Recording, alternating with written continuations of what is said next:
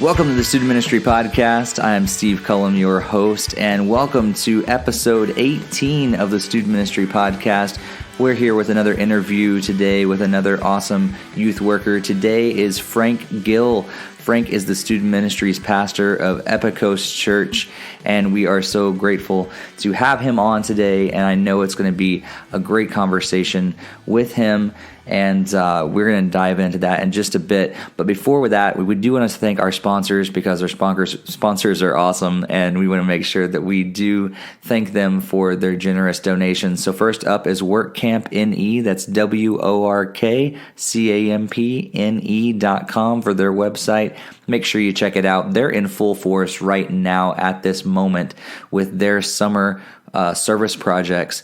And if you're interested in taking your students on a summer service project-based mission trip in the United States, make sure you check out their website. Our students have been doing it for 10 years, and they love it. We're actually going to be going on the trip with WorkCamp in just a couple weeks with our high school students, and we are really looking forward to it. We're going to be heading off to Springfield, Vermont, and it's going to be an excellent trip. It always is, so make sure you check them out.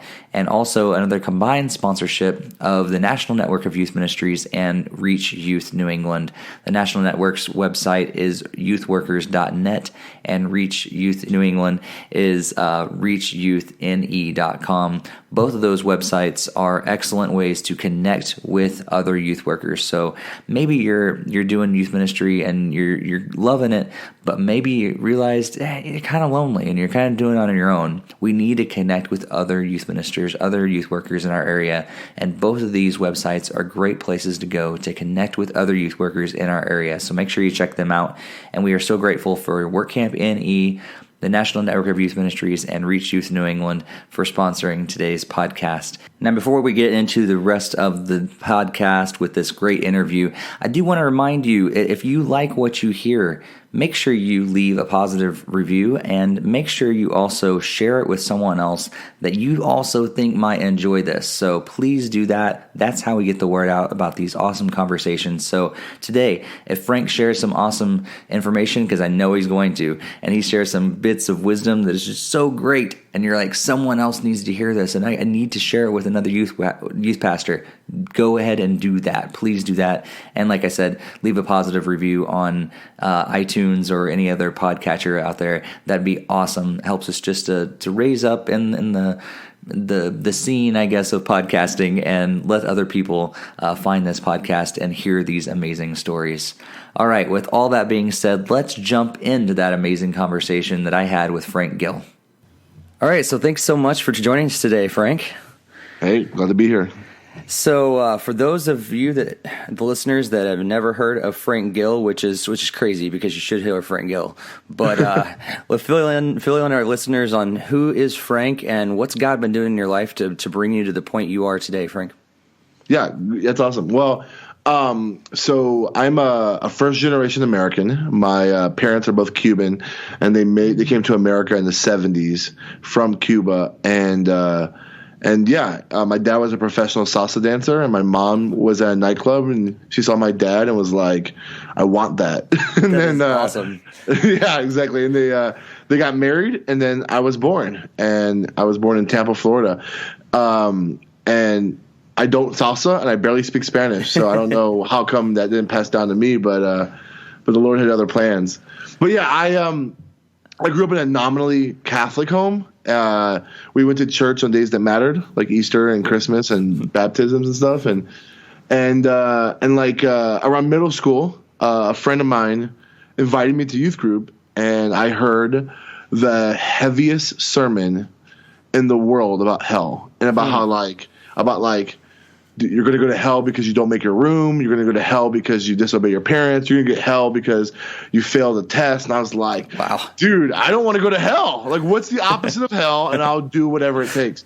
And then the guy was like, pray this prayer. And I'm like, I'll pray it 5 times if I need to, because I don't want to go to that place. And obviously, like, I don't ever really say now that that's when I came to know the Lord, but that was what I would believe is when the Lord started drawing me to himself. Yeah. Because that was the beginning of when like I started going to church, started reading my Bible, started like trying to understand what life would be like as a follower of Jesus, but I didn't really committed to following Jesus until later. And then got to high school, played at a really good high school for football in Tampa that went to like the state championship game every year, that had like a lot of people who went Division I and with football in college and stuff like that.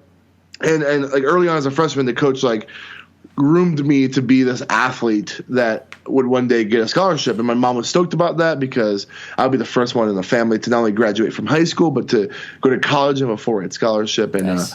and I was excited about it. Yeah. And I played football, and like by God's like grace, I was good at it. And like I got a lot of attention. I was ranked nationally. I got to play in some big games. I got to play against Tim Tebow at a camp. Like I did all these really cool things because of football, and I got a bunch of scholarships. But around that time when I was 17, I was at a missions trip in the Bahamas where there's these like people who were dying of AIDS, and they were like sectioned off in this island in the Bahamas. And while I was there, I remember just painting this like shack and seeing these people who were just like withering away. And there was this lady there who was like just full of joy and happiness. I thought to myself, how is she happy? She could literally die tonight because of this disease. And she said Philippians 4:13. And now, as an athlete, I've heard that verse 1,000 times, but always in the wrong context. Right. And this lady said, like, it doesn't matter if I'm healthy or sick, if I have a mansion or I have a shack, whether I feel sick or feel good, like, it's irrelevant. My joy is based on who Christ is and not my circumstances. And I said, I want that. Yeah. Like whatever. Like it's kind of funny. Like 5 years later, I'm saying I want whatever this is. I want to be a part of that. And I felt like that's when the Lord kind of like the Holy Spirit just kind of brought together everything I've been learning since 6th grade to that point, and like it clicked. Like, oh, the reason why she has this contentment is because her hope and her faith is in Jesus and not in her circumstances. And the only way you can be satisfied and happy in the worst possible situations because your hope's in the finished work of Jesus. And like that was the week I gave my life to Christ when I was 17. Awesome. So soon after that, I don't know if this, I've asked people about this, and a lot of people have told me they haven't done this. Maybe it was like a weird Tampa, Florida thing, but like when I was entering my senior year, we took this exam. It was a bunch of questions, kind of like a personality test type of thing.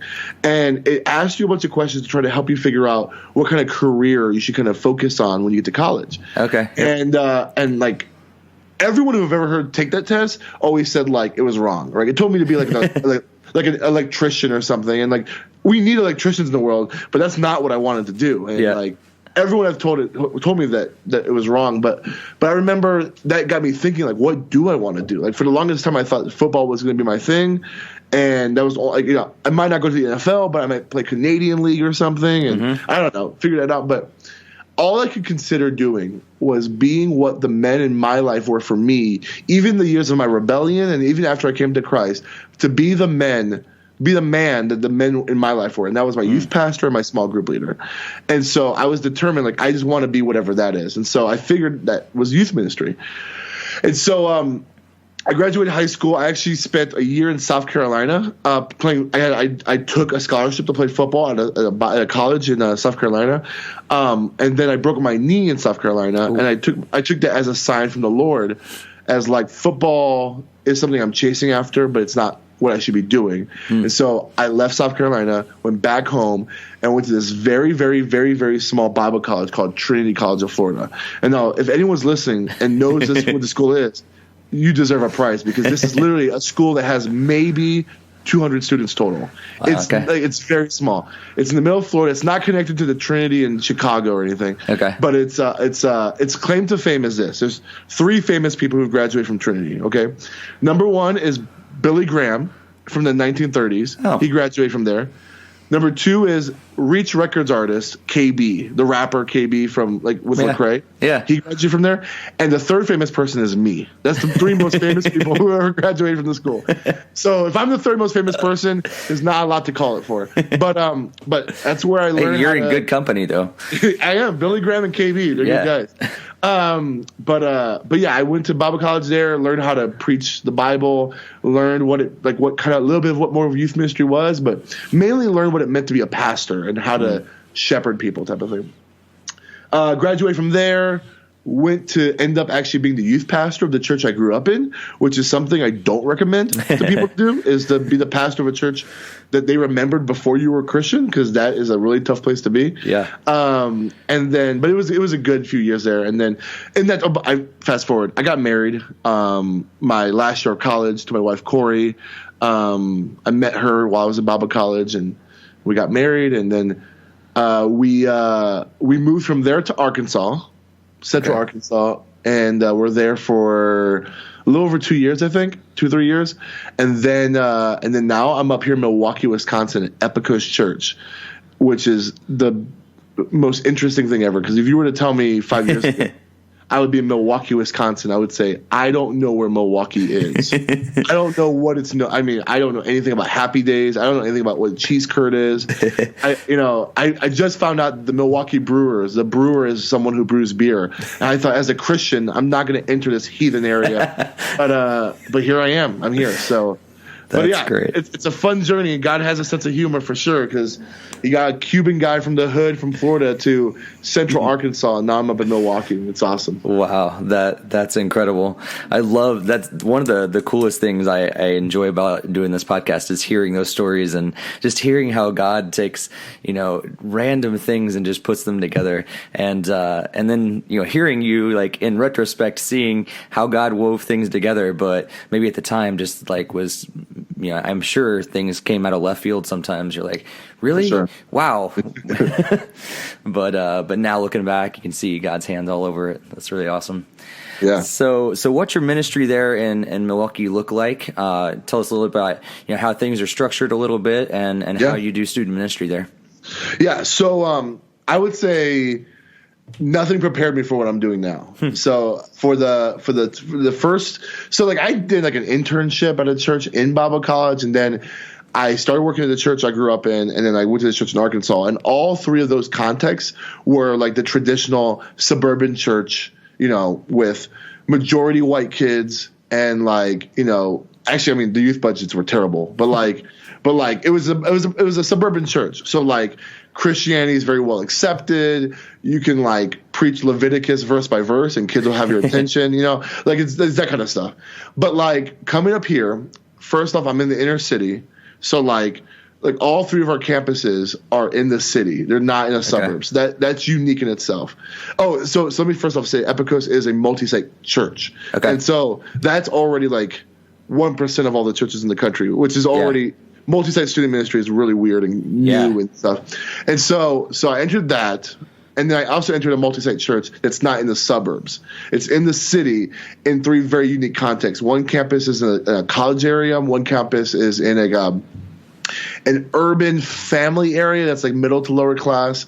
And then there's one context, the last campus, the one we just planted, is in a predominantly African-American community that's actually I would say it's 90% African American, kind of below the poverty line, middle class to below the poverty line, and there's some pretty bad crime up there. And we just planted there. And in fact, with all the police shootings that's happened over the past 2 years or so, there was a police shooting that happened not too long ago where there was a riot not even a couple blocks away from where our church is planted. Oh, wow. And they burnt down a gas station. And that day they burnt down the gas station, that following Sunday was our first service. So this is the city we're in, right? This is where we are. Wow. And so I deal with primarily urban kids, inner city kids, but we also have a good handful of suburban kids. Okay. And I would say Milwaukee is unique where it's predominantly Lutheran and Catholic, and because that's how Milwaukee is, it doesn't mean there's a lot of Lutheran and Catholics in the city. Yep. I would say Milwaukee's almost a post-Christian city where people are just kind of apathetic or indifferent about church. Yep. And so because of that, there's no culture for youth ministry. So where in the South, Wednesday nights are sacred, right? And Sundays are for church. There's baseball games. They're scheduled for Sunday morning here for Little League. There's Wednesday nights are for sports in school. And so kids don't know what to do with youth ministry. And so I would say the biggest challenges I've been facing so far is, one, doing urban ministry is completely different than suburban ministry. And then also creating a culture where kids want to go to youth group when they don't know what to do with youth group. And that's something that I've been like trying to learn. And so when I first got here, we had this very disjointed youth ministry where the middle schoolers met during service on Sunday and the high schoolers met on Wednesday night. We canceled both of those programs and moved it to Sunday night.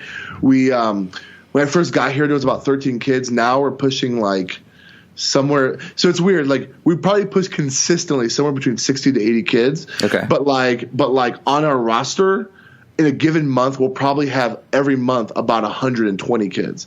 And that's the issue with like the consistency is there's no culture of consistency. Yeah. And so like we have legitimately like 120, 130 kids that we know that are a part of our youth group, but none of them come at the same time. Like we might see them at camp. We might see them at like a big event at one time, but not throughout the week. And so it's a unique culture. And then on top of that, man, I've never seen such brokenness. I mean, the level of like broken homes, abusive homes. I've had more conversations with students who've been raped than I've ever wanted to, right? Conversations with like mental health is something I've been just researching over and over again because I've I've just never been in a culture where like everyone has anxiety, everyone has like almost a form of PTSD. Like it's just, it's fascinating, and like we make fun of fidget spinners, you know, in most places. My kids need fidget spinners. It's like a literal thing they need to get through stuff, and so it's a unique place, man. But I love these kids. Like another thing is I love my volunteers. Like I've been focusing on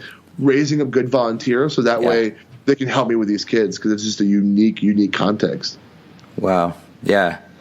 That's incredible. So how have you really developed that kind of culture? And I know you're still in the middle of it, but how have you seen it going well to develop a ministry or a culture of youth group when a lot of them aren't used to it and don't even know what that is? Right.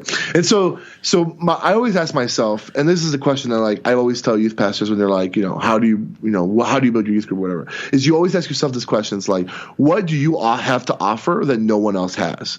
And like what I believe youth ministry has to offer that no one else has is a healthy community that wants what's best for the students. You know what I'm saying? Yep. Like students can get community in sports and in school, but ultimately, where is there a community that wants what's best for the student in the sense of like what's best for their soul? Only youth ministry has that. We can manufacture fun. Fun is very inexpensive. You can download fun for $3 on a website. You can buy some ice cream and pizza. You can make fun. That's really easy to make. But to create a community where kids feel safe and valued and loved and welcome, that's very difficult to find. And so creating a space for that is something that we've been focusing on. And so one thing that we've been doing, and so far it's worked because we haven't grown too big where we have to push this offsite. But at the end of every of our services, we leave 50 minutes for a small group. So in our youth night, we have our message, like our worship, our message, our game, and then we have small group the same night. And so we say like Sunday night is where everything happens. And Sunday night is where not only where we have the fun, you hear the message, but this is where you build community. It's Sunday night where you come here. And so students come to youth group on Sunday night to connect with other students, but also to connect with an adult leader, kind of like that orange thing, to connect with another adult that isn't their family that wants what's best for them. And so we push our volunteers for the small groups and we push our kids to see that. And that has kind of like what's grown. It's like, oh, I have to come on Sunday night because that's where my community, that's where my small group is, and kind of creating that. Eventually, we won't have enough space in our building to be able to keep doing small groups in our space, and so then we'll have to figure out how to do off-site or midweek small groups, and hopefully I won't have to think about that for a while. So. Yeah. So I got two questions then. As far as middle school and high school go, are they together? Yeah. So that was something we played with, and like that's something I when I first got hired here, they said like it's a blank slate. Like there was no student ministry before we got here. Okay. There was just kind of like volunteers leading Bible studies. So like there were no golden calves, and I was like, sweet, Yeah. let's do whatever we want. And so I came up with a name and all that stuff. And so middle school and high school were separated at first, and then I was like, let's just see what happens if we keep them together. And as we were doing that at the beginning, I was like, man, I really want to separate it, because you've always heard that like if you separate middle school and high school, it will by its nature grow, because middle schoolers will feel safe with middle schoolers and high schoolers will feel safe with high schoolers. And so we tried this weird, like almost like a multi-site in one church, where like we had the game, we had the worship, and then for the message, the high schoolers went to our coffee shop and the middle schoolers stayed in the youth room. Okay. And so I would preach to the middle schoolers, and then when I was done, I would run down to the coffee shop and preach to the high schoolers, while the middle schoolers were doing small group. And after I got done preaching to the high schoolers, they would do small group. And so basically, I would preach two messages. It would be the same messages, but I preach it twice. Yep. And what I found doing that, we did that for about 5 months. And what ultimately happened is whoever was that second group, we would flip-flop who would go first sometimes, they would be shortchanged from their small group time. And so we were like, this isn't valuable. And so ultimately I asked my small group leaders, like, what do you think? And they all said, it's neither good nor bad. They're kind of indifferent about it. And so if they're indifferent about it, then let's just bring them back together. You know, like if it's not adding, then let's just bring them back together. Yeah. And the day we brought them back together, everything changed. Our ministry started growing. Our kids didn't care about there were middle schoolers or high schoolers in the room. They just rather have one service and then have as much small group time as possible. And I always tell people this is like that's not true for everybody. Like there's some like that. This is definitely a case by case thing. I think most of the time separating is the right answer. I just felt like in my context it worked putting them together. It might not be true in 3 years, you know what I'm saying, as the culture changes. But like right now, we're keeping them together and it's working. And so it's a good thing. Cool. Yeah, I know it's something that we separated our ministry 3 years ago. And every year I think, should we put them back together or not? And you have to reevaluate along the way. Yeah, because even if it works for you one time, culture changes. And it might, not work later on down the road. Yeah. So in terms of your multi-campus, does each of those different campuses have their own ministries, or do you come together, and how does that all work out? Great. So before I got hired, I was doing so much research about how to do multi-site student ministry. I literally was cold calling the Village Church, New Spring Church, like any church that had multi-site. I was like, how do you do youth ministry? Yeah. And one of the most interesting things, and like if someone listens to your podcast that does multi-site youth ministry, and I didn't talk to them, like they can please call me, because I would love to know what they're doing. But like one thing I realized is like no one has the answer. Yeah. Right? Like no one's the guru on multi-site youth ministry. Like, and I think that's the beauty of it, is like youth ministry has always been this thing that's like this wild frontier that lets you have the privileges of kind of taking risks and challenges. And what I found is that no one is like killing it. Like people, I mean, like there's churches that are doing a really good job. Like New Spring Church is doing a good job. I think the Village Church in Texas, they're doing a really good job at how they're doing it. And like I know like Mariners and Saddleback, they pretty much have like autonomous youth groups at each campus, even though they're multi-site or whatever. So when I got here, I was like, all right, multi-site youth ministry, what does this look like? And what I found out is all the teenagers in our entire church out of all three campuses, almost like 98% of them all go to one campus, because by the nature of the campuses, the ones with the actual families all go to one campus. Okay. The one that's around the college community is normally reaching 20-somethings and empty nesters. Gotcha. So there are no college kids. There are no like teenagers there. There's 3 teenagers there, and 2 of them belong to the pastor. So they end up carpooling to my campus every Sunday night. And all campuses are about 20 minutes from each other. Okay. And then the new campus just got planted about it's actually going on a year now. It's almost a year now. And one thing I'm just learning is like the African American context doesn't really have a robust history in student ministry. And so like there's not a lot of black churches you can think of that have like really robust youth ministries. Yeah. And like so it was like I met with a couple youth pastors in like African American context here in Milwaukee to ask them how they did student ministry. And it was fascinating because a lot of them were doing more of like a school type of setting, like almost like a confirmation type of thing, as opposed to like a youth group thing. And so one thing I found is like now there's this whole other context that have no context for what student ministry is, and I have to kind of show them why they want to be there, you know? And so I'm slowly getting rooted into those neighborhoods up there in that third campus to try to invite them to my campus because the youth ministry isn't a thing. It's not like there's no place for that. They know what church is, and that's a place where you put your suit and tie on and you go with grandma, but they don't know that there's like a place for just people your age to hang out and hear God's word. And so we have like one kid from that church there. But literally, so like all other kids are at the campus that I'm at, which is the West Campus that has like the families and stuff like that. Okay. So one day down the line, as we grow, there might be more kids, and like then I have to figure out what does that look like. Does it look like 2 autonomous youth groups? Does it look like small groups throughout the month, and then 1 month of 1 week month we all meet? I have to figure that out. But right now, it's all working, and I love it. yeah, it's cool. Well, it's a lot about knowing your culture for sure. You got to be definitely a student of your culture, and that's always changing as well. So I'm sure it keeps you on your toes all the time. Yeah, cool. Well, thanks so much for sharing all that and everything. The last question I have for you is maybe like a couple tips that you've learned along the way that maybe even if you could go back in time, if that was possible, and you say, to Frank of 5 or 10 years ago, okay, this is what I've learned and this is what would make your ministry better back then. So someone's listening to this podcast and, something that God has, a couple of tips that God has put on your heart that you'd like to share with other youth workers out there. Sure. So, like, I think that's the way you put it is a good way. Like, what would I tell Frank 10 years ago? And this is so I'm very critical of 10 years ago, Frank. I show way more grace to new youth pastors now. But like when it comes to like Frank from 10 years ago, I would beat him up because he was very arrogant and pompous and thought he knew everything. And and I'll be very candid. Like he's a great example because I know we met at DYM 100, right? Yep. So here's an example. When I first started youth ministry, I totally hated Doug Fields. I thought he was like the problem of youth ministry. You know what I'm saying? Like he's holding us back. I love that guy. He's like, I talked to him on the phone. He's like one of the greatest dudes ever. And it was just my arrogance, man. And so I would say this to Frank of 10 years ago.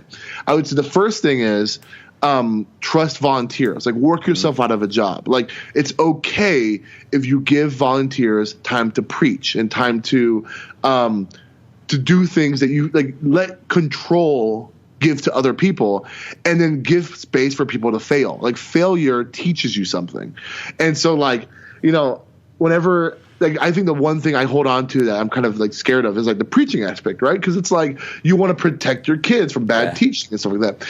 But you can protect your kids from like heresy, but you don't need to protect your kids from like bad teaching. Like someone who like stutters or something, or someone who like doesn't have like a messy sermon. So like there's been times in this youth group where like I've let people teach who I wouldn't say are like the most proficient teachers, but even though it's like one night where the kids are like, I really don't know what the main point was, this was a teaching experience for that volunteer. In the sense of youth ministry is more than just your students, but also your volunteers and your parents and just everybody involved. And so you're shepherding everybody, not just the kids. And I think giving space for volunteers to grow and develop and kind of do jobs for you, that's something that I've been having to learn because I didn't really do that well when I first started.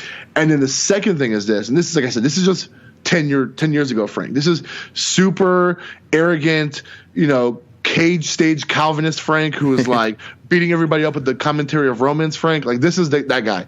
I would say, Frank, fun is okay. Like fun can be like let's have fun. Like I remember sometimes I look at my Dropbox folder and look at old sermons from like when I first started, and I'm like, who am I preaching to? Seminary students? Like why is my sermon an hour and a half long on 2 verses? Like, what was I doing? And I was like, no, we're not going to play games. Games are for people who are watering down the gospel. We're going to – I was like – I look back and I'm like, what was I doing? So man, like – maybe there's someone here who's like maybe like love God's word, love like I know the people I was listening to back then is like the Mark Driscolls, the John Pipers, the Matt Chandlers, people who were like, we hold the word or whatever, right? Like they have fun. So like let's have fun. Like it's okay. Like, and so I think like gradually evolving from this like weird like professor in youth ministry to like, hey, we're gonna be really silly and we're gonna say jokes in my message. And one thing I've always said is like laughter is the currency for students. And so like when you can get kids to laugh and smile in your service, you're making their heart tender for God's word to come into it. I've had to say really hard messages about stuff that like is probably very offensive to students, but the only reason why it was able to land, besides the work of the Holy Spirit working in their life, is because they've built a rapport with me where they feel safe because they can laugh and smile and feel comfortable around me. And so, man, if I knew that 10 years ago, I mean, there's kids who walked away from my ministry because they thought it was too hard, and probably I was too hard because I was like preaching with an iron fist to 12-year-olds, you know? And now I'm like, hey, dude, let's make fun of fidget spinners and man buds for 5 minutes, and then let me tell you about modesty or something. You know what I'm saying? Like we can talk about serious stuff. Yeah. So have fun and get yourself out of a job. Yeah, awesome. That's what I would say. Great tips, of course. Like that's something I've really learned over the years too. You mentioned, having different people speak and everything. It's been huge in my own ministry to be able to give them opportunities. And I've even heard from my volunteers that they've said, and I don't think they mean it in critique of their adult ministry at all, but they said they've grown more being a part of our student ministry than they ever did being involved in the adult ministries in the church.